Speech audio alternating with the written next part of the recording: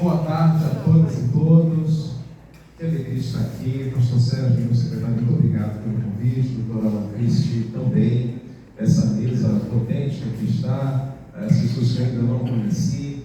Parece que realmente hoje foi um dia que muitos enfrentaram mal-estar e enfermidade. Eu estou melhor agora, mas não podia deixar de ter esse convite de meu colega. Eu quero dizer que hoje eu estou aqui ladeado de amigos de trabalho que são muito especiais. Está aqui Araújo, de Loan, está aqui nossa jornalista, também nosso querido Marcos Aurélio Siqueira Clemente. E eu estou aqui em nome da Secretaria de Direitos Humanos, representando o nosso secretário João Carlos de Lima Biriguru, que não pôde estar presente, então estamos aqui representando a ele. Vejo também alguns alunos aqui da Escola Popular de Teologia e Filosofia, que estão aqui nessa maravilhosa iniciativa da Secretaria de Assuntos Religiosos. Queridas e queridos, bem, o tema é um tema maravilhoso. Isso me faz lembrar de um texto que está em Isaías, assim, que os jovens se cansarão, os mancebos certamente cairão, mas os que esperam no Senhor renovam as suas forças. E a fé cristã é uma fé de esperança. Cristãos esperam na volta de Cristo, que Cristo está voltando. E quem trabalha em capelania, eu sei que o pastor Washington Pompelo pode confirmar, sabe o quanto a esperança cura, o quanto a esperança é maravilhosa. Esse texto diz que os que esperam no Senhor voarão com asas como águias, correrão e não se cansarão. Então nós somos águias. E a águia é um animal que vive cerca de 70 anos, com 40 anos tem que tomar uma decisão, suas unhas estão grandes, suas penas estão velhas, de arrancar suas penas e viver uma renovação que será dolorosa, mas permitirá que ela chegue até os 70 anos. E por isso que, como águias, falar de espiritualidade e saúde é lembrar, acima de tudo, de dois fatores que eu quero meditar com vocês rapidamente nesta tarde. Em primeiro lugar, lembrar que nos tempos antigos, das religiões tribais, espiritualidade eram juntos. O médico era o religioso. O médico era aquele responsável pelo divino, inclusive. E que em algum momento na história, a religião, e principalmente, gostei do termo da professora, as religiões abraâmicas, que se institucionalizaram, fizeram a diferença nesse sentido. E também quero meditar com vocês e dizer que, durante muito tempo na história da humanidade, as igrejas cristãs eram responsáveis pela saúde, inclusive. E que, infelizmente, no nascimento do capitalismo, isso acabou. E eu gostaria de hoje pensar nessa perspectiva da religião cristã como a assistência social sobre isso.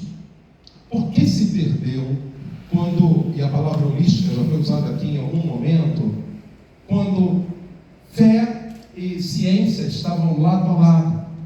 É verdade que houve abusos, é verdade que houve discursos que muitas vezes precisavam ser científicos e estavam sendo apresentados como religiosos, mas elas estavam juntas. Em algum momento isso parou. Dois momentos. Então, quando as religiões tribais se institucionalizaram, em que o médico se tornou médico e o feiticeiro, ou responsável pela saúde, e quando as igrejas deixaram o seu investimento na saúde das pessoas por uma decisão política e social. Nesse sentido, falando do meu ponto, que é o ponto das igrejas evangélicas, e dizer que o fenômeno das igrejas evangélicas no Brasil não pode ser ignorado. A história do Brasil pode ser analisada no embate entre a Igreja Católica Apostólica Romana e igrejas protestantes. A colonização do Brasil inicia-se a partir de 1530, devido também ao interesse de potências europeias, primeiro França, depois Holanda, entorpecidas pela nascente reforma protestante de 1517. O risco de Portugal perder sua gigantesca colônia no Novo Mundo despertou o Império Português ao expediente missionário no envio da Companhia de Jesus, tanto para catequizar os indígenas, como ser braço de apoio aos donatários, administradores das capitanias hereditárias. Se aqui no Brasil, no século XVII, os huguenotes franceses se estabeleceram no Maranhão, Nesse mesmo século, os holandeses fincaram o Brasil holandês. O que há de comum entre franceses e holandeses é o aspecto religioso, o fato de serem protestantes. O século XVIII na Europa, 1701 até 1800, é marcado pelo iluminismo, com sua crítica ao antigo regime, isto é, absolutismo monárquico e domínio da Igreja Católica. A Revolução Francesa é um experimento prático de confronto ao antigo regime, e a independência das 13 colônias, que viriam a se tornar os Estados Unidos da América, é a implementação de um Estado majoritariamente protestante na América. Tais mudanças conjunturais no século XVIII trazem no Brasil, que encerrava o seu ciclo do ouro e da cana-de-açúcar, um século XIX auspicioso, para um novo momento político, império, para um novo momento econômico, café, e para um novo momento religioso, a imigração protestante. Neste século XIX, protestantes de imigração, luteranos em Nova Friburgo, no Rio de Janeiro, e São Leopoldo, no Rio Grande do Sul, em 1824, protestantes de missão, presbiterianos, batistas, metodistas e episcopais vindo dos Estados Unidos da América, assim como ingleses americanos que desde a abertura dos portos às nações amigas, leia-se Inglaterra, em 1808, já faziam negócios no Brasil, ou melhor ainda, a colônia portuguesa, e após 1815, Reino Unido a Portugal e Algarve.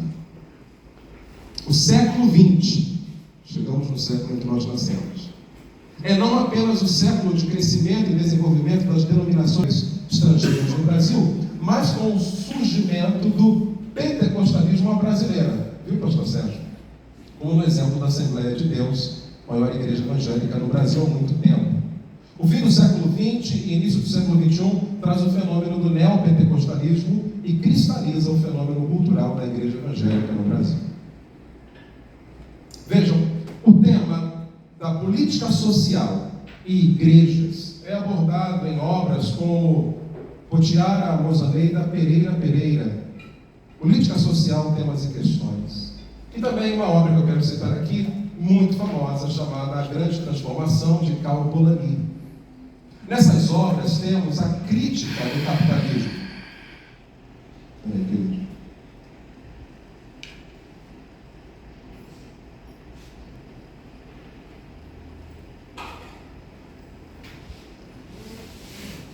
Eu saí do meu texto aqui, meus amados.